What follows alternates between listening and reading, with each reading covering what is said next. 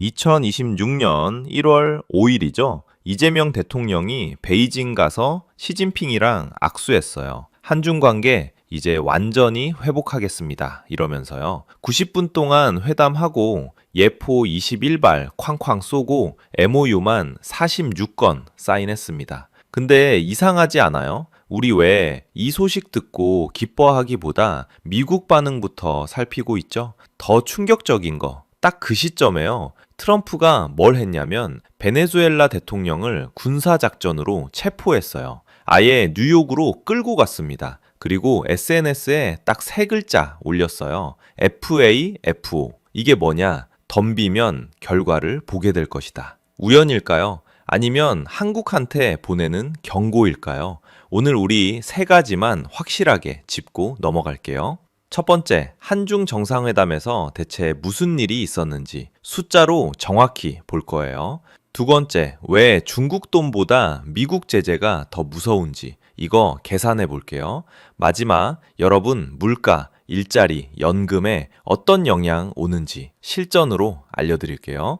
시작 전 구독, 좋아요는 사랑입니다. 2026년 1월 5일 오후에요. 베이징 인민대회당 예정 시간보다 30분이나 더 했대요. 총 90분 회담했습니다. 누가 갔냐면요. 이재용 삼성 회장, 최태원 SK 회장, 정의선 현대차 회장, 4대 그룹 총수가 다 갔어요. 거기다 161개 기업에서 400명 넘게 따라갔다고요. 엄청난 규모죠. 숫자로 한번 볼까요? 정부 간의 MOU 14건, 기업끼리 MOU 32건, 합쳐서 46건이에요. 제일 민감했던 게 한한령이잖아요. 한류 막았던 거. 이것도 점진적으로 푼대요. 바둑, 축구 같은 스포츠부터 시작해서 나중에 드라마랑 영화까지 열겠다는 거죠. 주식시장 반응이 어땠냐? 1월 5일 하루 만에 코스피가 4,400 넘었어요. 사상 최고치예요. 아모레퍼시픽은 8분기 만에 흑자가 났고 K 컨텐츠 관련 주식들은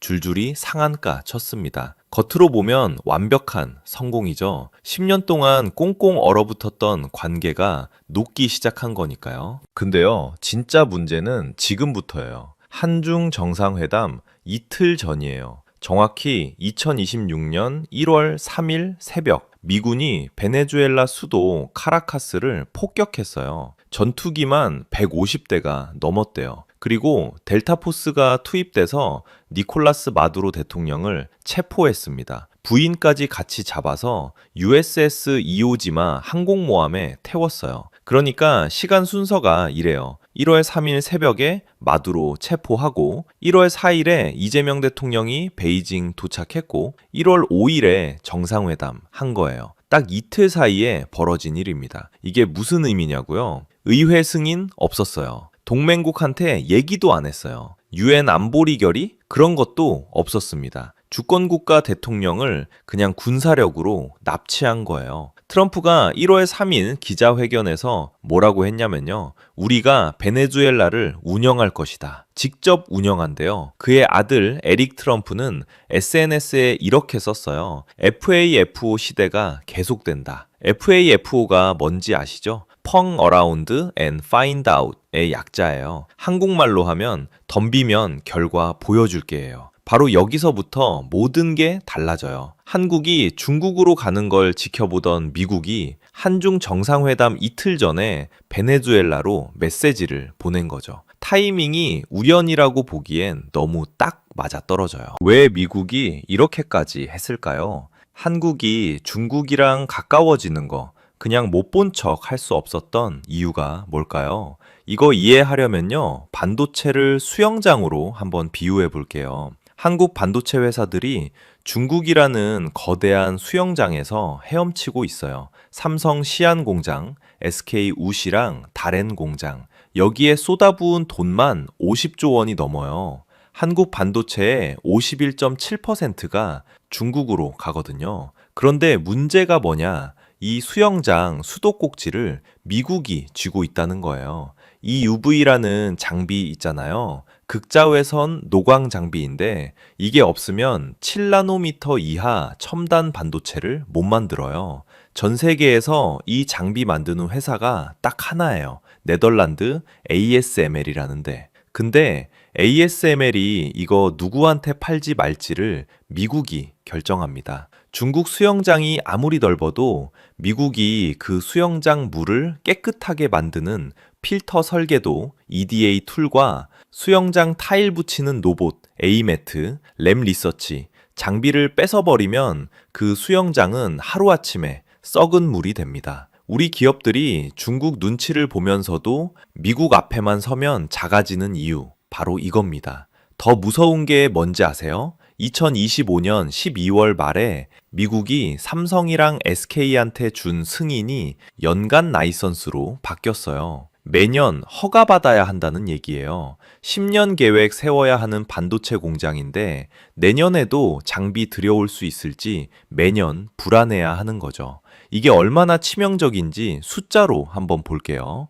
한국이 중국한테 파는 반도체가 약 733억 달러예요. 크죠? 근데 이 숫자가 계속 줄고 있어요. 2022년에는 22.8%였는데 지금은 18.1%까지 떨어졌거든요. 반면에 미국한테는요, 무역 흑자가 557억 달러예요. 7년 연속 최고치예요. 계속 올라가고 있고요. 그리고 제일 중요한 HBM 있잖아요. AI 반도체에 쓰이는 고대역 폭 메모리. 이거 누가 사냐면 엔비디아가 독점으로 사요. SK 하이닉스가 전 세계 시장의 57% 차지하는데 이 고객이 전부 미국 빅테크예요. 정리하면 이거예요. 중국 시장 733억 달러는 계속 줄고 있고 대체도 가능해요. 근데 미국 기술? 이건 대체가 불가능해요. 측정도 안 될 정도로요. 그럼 한국은 어떻게 해야 돼요? 솔직하게 얘기할게요. 지금 우리가 선택할 수 있는 길은 사실 하나밖에 없어요. 첫째, 한미 동맹이 생존의 핵심입니다. 베네수엘라 보셨죠? 마두로가 미국말 안 들었다고 이틀 만에 체포당했어요. 이게 현실이에요. 중국하고 아무리 70조 원짜리 통화 수합 맺어도 미국이 너네 반도체 장비 수입 금지라고 하면 그날로 끝이에요. 삼성전자가 시안 공장에 50조 원 쏟아부었어요. 근데 미국이 EUV 장비 반입 막으면 그 공장은 그냥 박물관이 돼요. 돈만 날리는 거죠. 반면에 미국은 뭘 줬어요? SK 하이닉스한테 엔비디아 독점 공급권 줬어요. 전 세계 AI 반도체 시장의 57%예요. 이게 돈으로 환산하면 얼마냐고요? 측정 불가능할 정도로 커요. 둘째, 중국의 평화와 공영 약속을 믿으면 안 됩니다. 서해 문제 보세요. 1월 5일 정상회담에서 서해를 평화롭고 공영하는 바다로 만든다. 이렇게 합의했대요. 좋은 말이죠? 근데 현실이 뭐예요? 중국이 일방적으로 구조물 설치하고 중국 어선들이 불법 조업하고 우리 어민들 생계 위협받고 있어요. 2026년 안에 차관급 회담 연다는데 중국이 실질적으로 양보할까요? 1992년 한중 수교 이후 30년 동안 중국이 우리한테 약속 지킨 게 몇 개나 돼요? 2016년 사드 배치했다고 한한령으로 보복했어요. 한한령 없다고 발뺌하면서 10년 동안 우리 기업들 고생시켰잖아요. 셋째,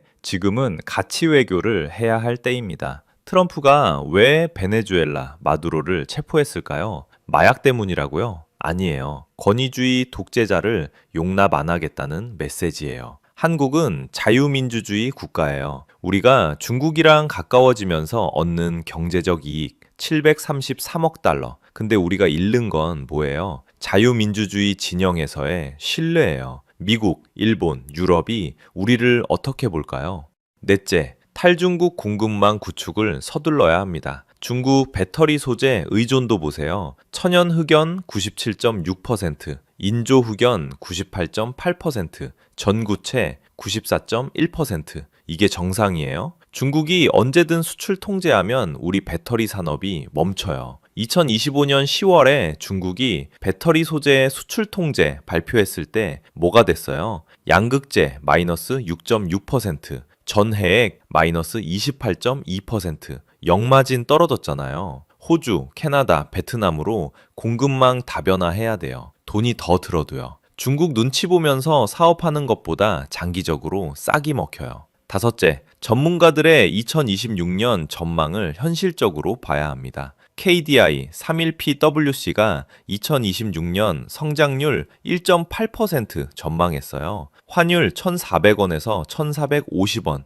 물가 2% 초반. 근데 이게 한중 관계의 개선 덕분일까요? 아니에요. 반도체 수출이 잘 돼서예요. 누구한테 파는 반도체예요? 미국 빅테크한테 파는 HBM이에요. 최악의 시나리오는 미국이 한중 밀착에 빡쳐서 VU 취소하는 거예요. 그러면 2026년 성장률 1.0에서 1.5%로 추락하고 환율 1,600원 치솟고 일자리 5만 개 날아가요. 최선의 시나리오는요. 트럼프가 4월에 중국 가서 북미 정상회담 성사시키고 한국이 중재자 역할하고 한미동맹 더 강화하는 거예요. 그러면 성장률 2.2에서 2.5% 나와요. 결론은 원칙 있는 실용 외교가 답입니다. 중국하고 경제 협력 해야죠. 근데 선 넘으면 안 돼요. 서해 주권 문제, 북핵 문제, 인권 문제에서는 우리 원칙을 지켜야 돼요. 미국이 우리 보고 중국하고 거래하지 말라는 게 아니에요. 우리 기술로 중국 도와서 우리 적으로 키우지 말라는 거예요. 이건 정당한 요구예요. 베네수엘라 마두로는 미국을 적으로 돌렸어요. 그래서 체포당했죠. 우크라이나는 서방 편을 들었어요. 그래서 지금도 무기 지원 받고 있고요. 한국의 선택은 명확해요. 자유민주주의 진영, 한미동맹이 우리 생존의 핵심입니다. 그래도 중국과의 무역으로 버는 돈이 많아서 해야 된다고 생각하시죠? 미국 제재가 된다면 어떤 영향이 있는지 볼게요. 미국이 빡쳐서 VU 취소하면 미국이 한국이 중국 너무 도와줬다면서 삼성, SK 중국 공장 장비 반입 허가를 취소해요. 뭐가 일어나냐고요? 삼성 시안 공장, SK 우시, 다롄 공장 투자금 50조 원이 그냥 묶여요. 가동률이 50%까지 떨어지고요. 이 공장에서 일하는 한국인 엔지니어만 3,000명이에요. 현지 협력업체 직원까지 합치면 10,000명. 이 사람들 일자리가 위험해지는 거죠. 그런데 진짜 무서운 건 그 다음이에요. 미국이 한국도 신뢰 못하겠다면서 HBM 기술 이전 중단하면 SK 하이닉스가 2025년 한 해 HBM으로 번 돈이 25조 원이에요. 이게 날아가는 거예요. 여러분 가정에는요.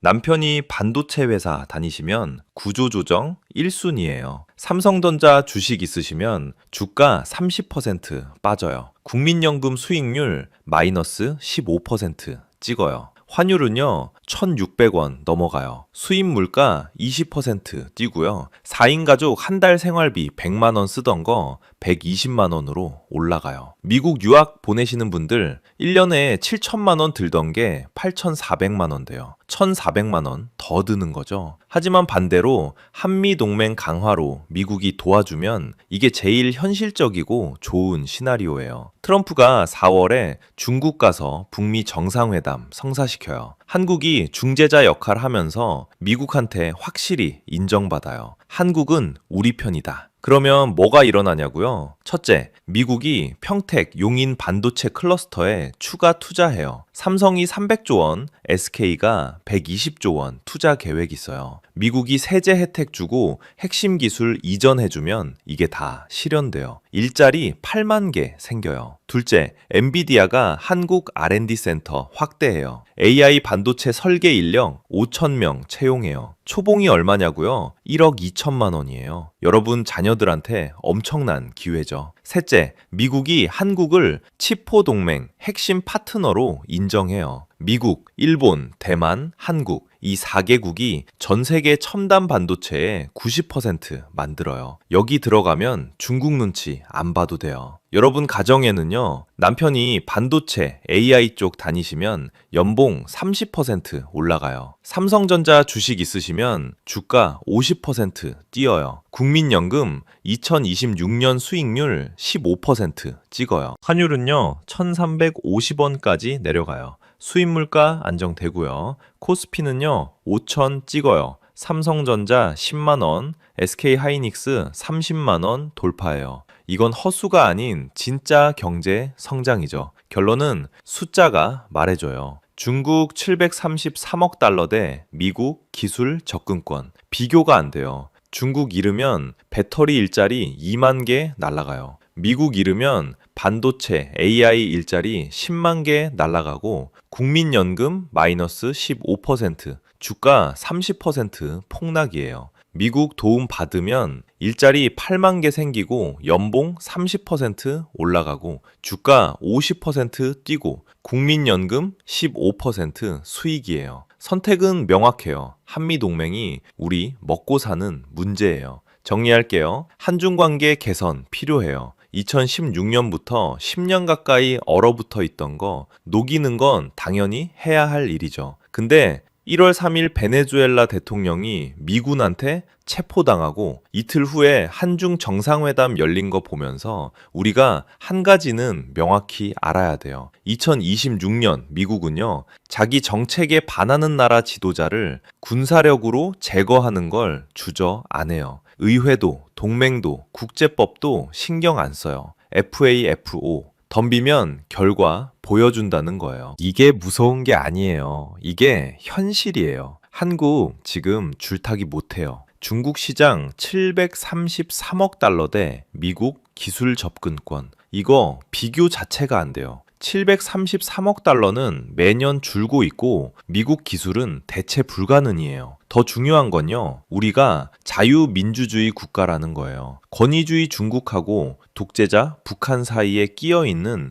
자유민주주의 국가. 우리 정체성이 뭔지 잊으면 안 돼요. 지금 당장 여러분이 할 수 있는 거요. 환율 체크하세요. 1,500원 넘어가면 경보예요. 코스피 체크하세요. 4,000선 깨지면 조심하세요. 2027년 1월 미국이 삼성이랑 SK한테 다시 허가 내줄지 주목하세요. 트럼프가 2026년 4월 중국 갈 때도 주목하시고요. 그리고 한 가지 더요. 우리 자녀들한테 얘기해 주세요. 대한민국은 자유민주주의 국가고 한미 동맹이 우리를 지켜왔다는 걸. 중국 돈에 눈 멀어서 우리 정체성 잃으면 안 된다는 걸. 베네수엘라 마두로처럼 안 되려면요, 우리는 역사의 올바른 편이 어디인지 정확히 알아야 됩니다. 자유민주주의 진영, 한미 동맹, 이게 우리 생존의 길입니다. 오늘 영상 도움되셨으면 보통의 경제학, 좋아요랑 구독 눌러주세요. 다음에 더 좋은 정보로 찾아올게요. 감사합니다. 미군 특수부대가 베네수엘라 수도 카라카스에 침투해서 마두로 대통령과 그 부인을 체포하고 베네수엘라 국민들은 축제 분위기로 하루하루를 보내고 있습니다. 그런데 미국이 대체 왜 이렇게까지 극단적인 방법을 썼을까요? 단순히 마약 밀매, 석유 침탈 때문일까요? 미국이 자원 때문에 다른 나라 수장을 잡거나 하지 않습니다. 자원은 차고 넘칩니다. 그리고 베네수엘라 자원 없어도 미국은 전혀 문제 없습니다. 이 사건의 배후엔 중국과 러시아가 있습니다. 정확히 말하면 중국이 1,050억 달러를 빌려준 나라를 미국이 통째로 빼앗아 온 겁니다. 오늘은 이 충격적인 이야기를 세 가지 각도에서 파헤쳐 보겠습니다. 첫째, 어떻게 한 나라의 정부가 마약 카르텔이 될 수 있었는지. 둘째, 2024년 7월 부정선거가 얼마나 노골적이었는지. 셋째, 중국이 이런 마약 카르텔 정권에 왜 140조 원을 퍼부었고 그 돈이 어떻게 사용됐는지 전부 알아보겠습니다. 시작 전 구독과 좋아요는 사랑입니다. 자, 먼저 가장 충격적인 부분부터 시작하겠습니다. 미국 법무부가 공개한 기소장을 보면 마두로 정권이 얼마나 체계적으로 마약 밀매를 해왔는지 나옵니다. 베네수엘라 군 고위 장성들, 정보기관 수장들, 심지어 대통령궁 사람들까지 모두 마약 사업에 연루되어 있었어요. 이들은 콜롬비아 게릴라 조직인 파르크와 손잡고 코카인을 미국으로 밀반입했습니다. 규모가 얼마나 되냐고요? 매년 200톤에서 250톤의 코카인이 베네수엘라를 거쳐 세계로 빠져나갔습니다. 이게 국가 단위로 조직적으로 이뤄진 거예요. 쉽게 비유하면 이렇습니다. 여러분이 아는 마약왕 파블로 에스코바르 기억나시죠? 그 사람은 한 사람이었어요. 근데 베네수엘라는 국가 전체가 에스코바르가 된 겁니다. 군대, 공항, 항만, 정보기관이 모두 마약 밀매에 동원됐어요. 그리고 이 마약 돈이 어디로 갔을까요? 권력 유지에 쓰였습니다. 군부에 뇌물 주고, 경찰 매수하고, 무장 조직 키우는데 썼어요. 왜냐면 이들은 알고 있었거든요. 자기들이 선거로는 절대 못 이긴다는 걸. 그래서 등장한 게 2024년 7월에 역사상 가장 뻔한 부정 선거입니다. 2024년 7월 28일 베네수엘라에서 대통령 선거가 열렸습니다. 당시 베네수엘라 경제 상황이 얼마나 안 좋았냐면요. 국민 800만 명이 나라를 떠났어요. 전체 인구의 4분의 1이 난민이 된 겁니다. 하이퍼 인플레이션으로 돈이 휴지가 됐고 사람들은 굶주렸습니다. 그러니 마두로 정권에 대한 지지율이 바닥이었죠. 실제 선거 결과는 어땠을까요? 서방 언론들이 실시한 출구조사에서 야당 후보 곤살레스가 무려 67% 득표로 압승했습니다. 마두로는 30%밖에 못 받았어요. 더블 스코어도 아니고 2배 넘게 차이가 난 겁니다. 야당은 증거도 확보했습니다. 전국 투표소에서 나오는 집계표를 80% 이상 수집했어요. 베네수엘라는 전자투표를 하는데 투표하면 용지가 출력됩니다. 이 용지를 투표소마다 세는 거죠. 야당 참관인들이 이걸 사진 찍어서 디지털화 했습니다. 분석 결과는 명확했어요. 곤살레스가 620만 표, 마두로가 270만 표였습니다. 그런데 선거관리위원회 발표는 정반대였습니다. 마두로가 515만 표로 52%, 곤살레스가 444만 표로 44%, 완전히 뒤집어서 발표한 겁니다. 더 웃긴 건 선관위가 증거를 하나도 안 냈다는 거예요. 민주주의 국가에서는 투표소별 집계를 다 공개합니다. 그래야 검증이 되니까요. 근데 베네수엘라 선관위는 우리가 이겼다고만 하고 집계표는 안 보여줬어요. 왜 안 보여줬을까요? 보여주면 들통나니까요. 국제사회는 즉각 반발했습니다. 미국의 카터 센터라는 선거 감시 기구가 있어요. 지미 카터 전 대통령이 만든 곳인데 전 세계 선거를 감시합니다. 이들이 뭐라고 했냐면 이번 선거는 민주적 선거의 국제 기준을 충족하지 못했다. 이건 외교적으로 최대한 완곡하게 표현한 겁니다. 쉽게 번역하면 이거 완전 조작이다 라는 뜻이에요. UN 전문가 패널도 같은 결론을 내렸습니다. 미국, 유럽연합, 남미 주요 국가들 모두 선거 결과를 인정하지 않았어요. 심지어 브라질의 룰라 대통령도 축하 인사를 안 보냈습니다. 룰라는 마두로와 같은 좌파 성향이에요. 그런 사람조차 이건 너무하다고 생각한 거죠. 그럼 마두로는 왜 이렇게 뻔한 조작을 했을까요? 선택의 여지가 없었기 때문입니다. 생각해보세요. 마두로 정권은 마약 밀매로 돈을 벌어왔어요. 이게 들통나면 전원 감옥행입니다. 미국은 이미 2020년에 마두로를 마약 테러리즘으로 기소했었거든요. 그러니 물러설 수가 없는 거예요. 권력을 잃는 순간 감옥에 가니까요. 이게 바로 부패의 함정입니다. 너무 많은 범죄를 저질러서 권력을 놓으면 모든 게 끝나는 상황. 그러니 더 극단적인 수단을 쓸 수밖에 없는 거죠. 그런데 여기서 놀라운 사실이 하나 더 있습니다. 이런 마약 카르텔 정권을 중국이 살려줬다는 겁니다. 중국은 2007년부터 2016년까지 베네수엘라에 1,050억 달러, 우리 돈 140조 원을 빌려줬습니다. 왜일까요? 베네수엘라는 세계 최대 석유 매장량을 보유한 나라입니다. 무려 3,030억 배럴이에요. 사우디아라비아보다 많습니다. 중국 입장에서는 이렇게 생각한 거예요. 마두로가 독재자든 마약 왕이든 우리한테 석유만 주면 돼. 그래서 석유담보 대출이라는 방식을 썼습니다.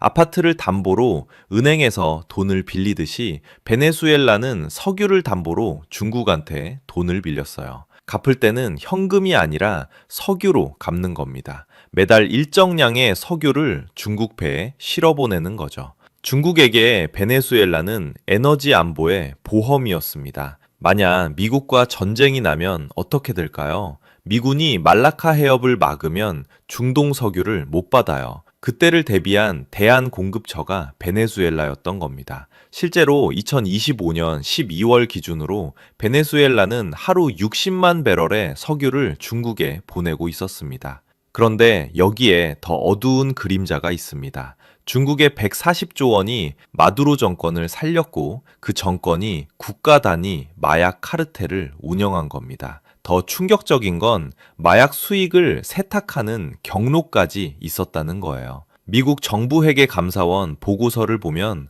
베네수엘라에서 불법 채굴된 금이 동아시아로 흘러들어간다고 나옵니다. 이 금은 마약 수익을 깨끗한 돈으로 바꾸는데 사용됩니다. 쉽게 설명하면 이렇습니다. 마두로 정권이 코카인을 팔아서 현금을 번다. 그 현금으로 불법 채굴금을 산다. 금을 동아시아로 수출한다. 깨끗한 돈으로 세탁된다. 중국이 직접 마약 밀매에 관여했다는 증거는 없습니다. 하지만 명백한 사실이 하나 있어요. 중국의 자금 지원이 없었다면 마두로의 마약 카르텔은 이렇게 오래 버틸 수 없었을 겁니다. 중국은 마두로가 뭘 하는지 몰랐을까요? 2020년에 미국이 마두로를 마약 테러리즘으로 기소했을 때 전 세계가 다 알았어요. 그런데도 중국은 계속 석유를 사주고 돈을 빌려줬습니다. 결국 중국은 몰랐다고 할 수 없는 겁니다. 그리고 바로 이 지점에서 미국이 폭발한 겁니다. 미국이 보기에 상황은 이랬습니다. 마약 카르텔이 부정선거로 권력을 유지하고 중국이 그 카르텔에 140조 원을 퍼부어주고 그 돈으로 카르텔은 더 많은 마약을 밀반입하고 마약 수익은 금으로 세탁되어 동아시아로 흘러가고 중국은 미국 견제용 석유 공급처를 확보하고 이게 미국 입장에서는 참을 수 없는 모욕이었던 거예요. 그래서 결정적인 순간이 옵니다. 2026년 1월 2일 오후 마두로가 중국 외교부의 추샤오치 특별대표를 만납니다. 남미 담당 중국 최고위 외교관이에요. 미국 정보기관이 판단하기에 이 회동에서 중국이 마두로에게 추가 자금을 지원하거나 마두로가 베네수엘라 핵심 자산을 넘기는 협상을 했을 가능성이 높습니다. 트럼프 행정부는 결론을 내렸습니다. 지금 안 움직이면 베네수엘라가 완전히 중국 손에 넘어가고 마약 카르텔은 더 강력해진다. 그로부터 10시간 후 미군 특수부대가 카라카스에 침투했습니다. 미국의 명분은 명확했습니다. 2024년 부정선거로 마두로는 합법적 대통령이 아니게 됐어요. 국가 원수에게 주어지는 면책 특권이 없는 겁니다. 게다가 마약 테러리즘 혐의로 이미 기소돼 있었고요. 쉽게 말하면 넌 진짜 대통령이 아니고 그냥 마약왕이니까 체포해도 돼 라는 논리였습니다. 그리고 실제로 그렇게 했습니다. 1월 3일 새벽 미군은 베네수엘라 최대 군사기지인 푸에르테 티우나를 급습했습니다. 마두로와 그의 부인을 체포했고 USS 이오지마 함으로 이송한 뒤 뉴욕으로 압송했어요. 이 과정에서 쿠바 군사고문 32명이 사망했습니다. 러시아가 공급한 방공미사일 시스템은 완전히 무력했고요. 자, 그럼 이제 앞으로 어떻게 될까요? 트럼프 대통령은 미국이 베네수엘라를 운영할 것이고 석유가 흐르게 만들 것이라고 했습니다. 지금 베네수엘라는 하루 100만 배럴밖에 못 만들어요. 2000년대에는 350만 배럴을 만들던 나라가 3분의 1로 쪼그라든 겁니다. 마두로 정권이 마약 밀매는 열심히 해도 석유 시설 관리는 안 했거든요. 미국은 쉐브론, 엑손모빌 같은 석유 회사들을 투입해서 이걸 2년 안에 150만 배럴까지 올리겠다는 계획입니다. 더 중요한 건 채무 문제입니다. 베네수엘라가 빚이 1,500억 달러가 넘어요. 이 중에 중국한테 빌린 게 최소 165억 달러, 많게는 600억 달러로 추정됩니다. 미국이 주도하는 새 정부가 들어서면 어떻게 할까요? 중국과 러시아한테 빌린 돈은 부당 채무라고 해서 안 갚을 가능성이 높습니다. 마약 카르텔한테 빌려준 돈은 불법 거래니까 무효라는 논리죠. 이건 중국한테는 100조 원이 넘는 손실이 될 수 있습니다. 물론 세상 일이 그렇게 간단하지만은 않습니다. 첫째, 베네수엘라 군부가 저항할 수 있습니다. 마두로는 체포됐지만 그의 부통령 델시 로드리게스와 군 장성들은 아직 권력을 잡고 있어요. 이들도 마약 사업에 연루돼 있으니 필사적으로 저항할 겁니다. 둘째, 남미 좌파 국가들이 강하게 반발하고 있습니다. 브라질의 룰라 대통령과 콜롬비아의 페트로 대통령은 주권 침해라고 비난했어요. 셋째, 중국과 러시아가 가만히 있지 않을 겁니다. 직접적인 군사 대응은 어렵겠지만 미국의 아킬레스건인 대만이나 남중국해에서 더 강한 압박을 가할 가능성이 높습니다. 베네수엘라를 내준 대가를 다른 곳에서 받아내려 할 것입니다. 그럼 우리는 이 상황을 어떻게 지켜봐야 할까요? 세 가지를 주목해야 합니다. 첫 번째, 베네수엘라 내부 상황입니다. 대시 로드리게스 부통령과 군부가 어떻게 움직이는지 봐야 합니다. 만약 내전이 벌어지면 석유 생산은 더 줄어들고 난민은 더 늘어날 겁니다. 두 번째, 중국의 대응입니다. 중국이 손실을 인정하고 물러서면 이건 1대1로 전략에 큰 후퇴를 의미해요. 반대로 강경하게 나온다면 미중 갈등이 더 격화될 겁니다. 세 번째, 마약 밀매 네트워크의 변화입니다. 마두로가 제거됐지만 마약 밀매 네트워크 자체는 아직 살아 있습니다. 이들이 어떻게 재편되는지, 중국으로 가던 불법 금 거래가 어떻게 바뀌는지 주시해야 합니다. 정리하겠습니다. 2026년 1월 3일 미국이 베네수엘라 대통령을 체포한 이유는 단순하지 않습니다. 표면적으로는 마약 테러리즘 소탕 작전이지만 실제로는 이렇습니다. 2024년 부정선거로 정통성을 잃은 마약 카르텔 정권을 제거하고 중국이 140조 원을 투자해서 살려준 마약 네트워크를 무력화하고 중국의 에너지 안보 보험을 빼앗고 세계에 메시지를 보낸 겁니다. 부정선거와 마약으로 권력 잡으면 강대국이 지원해줘도 소용없다. 미국이 직접 체포하러 온다.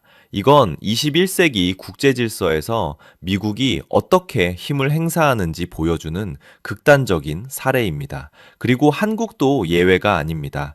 우리도 민주주의 국가로서 부정선거가 얼마나 위험한지, 독재 정권이 어떻게 외부 세력과 결탁하는지, 그리고 마약 같은 범죄 자금이 어떻게 국제 금융망을 통해 흐르는지 주시해야 합니다. 오늘 내용이 도움되셨다면 보통의 경제학 구독, 좋아요 부탁드립니다. 감사합니다.